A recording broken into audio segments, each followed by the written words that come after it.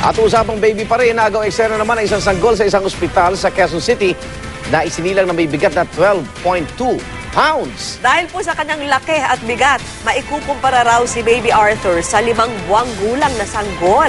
Saksi si Marisol Abduraman. Dinatnang kong pinagkakaguluhan sa Quezon City General Hospital ang isang bagong silang na sanggol. Hindi lang kasi itong bastang malusog na baby, kundi talagang malaki. Isinilang ang sanggol na may bigat na 12.2 pounds. Malayo sa karaniwang timbang na 5 hanggang 7 pounds. At ang haba, nasa 53 centimeters, o mahigit 1.5 talampakan.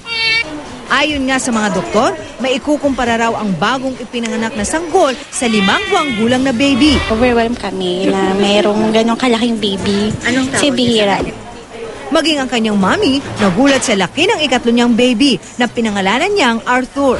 Excited po kasi ngayon po ako nakapagsilaw na ganito kalaki. Hindi nga po makapaniwala. Bakit?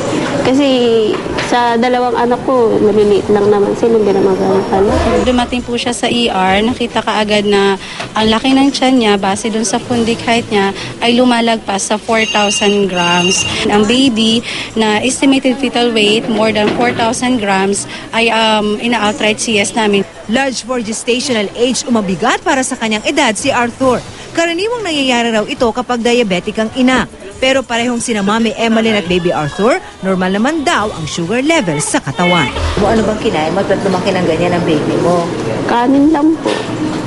Walang kahit na ano pa man? Mahilig din po ako sa tubig na malamig. Healthy ngayon, walang problema. Normal yung sugar niya. Yun yung mostly minomonitor natin. Tsaka malakas ang dumeding. Ako si Marisol Abduraman, ang inyong saksi.